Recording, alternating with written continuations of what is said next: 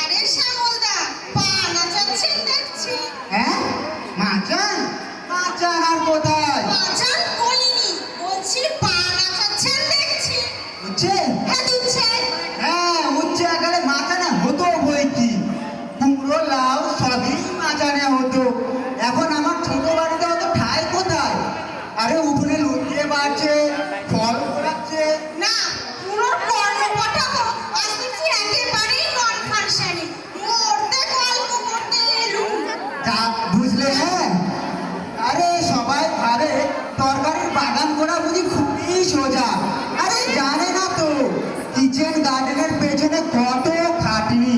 আরে জল দাও রে, সার দাও রে, মাঝে মাঝে মাটি খুঁড়ে সে করে হাওয়া লাগাও রে। তা দাদা দাদা, আপনার সেই কৃষ্ণ ভক্ত কুকুরটাকে দেখছি না কেন? সে তো আপনার সঙ্গ ছাড়েই না। কুকুর?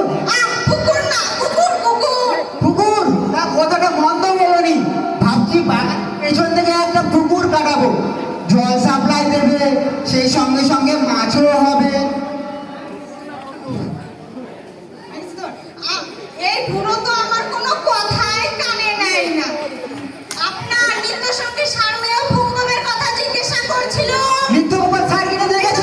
বলিনি। সার ছাড়া বাগান রাখা যায় নাকি?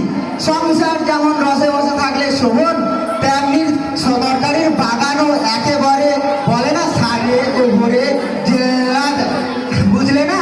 বুঝেছি বুঝেছি, মর্মে মর্মে বুঝেছি।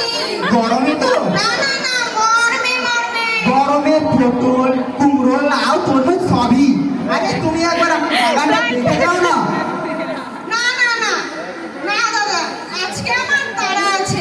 এছাড়াও এত সীমিত সময়ে হ্যাঁ, কিনো হয়েছে তো। বলিনি।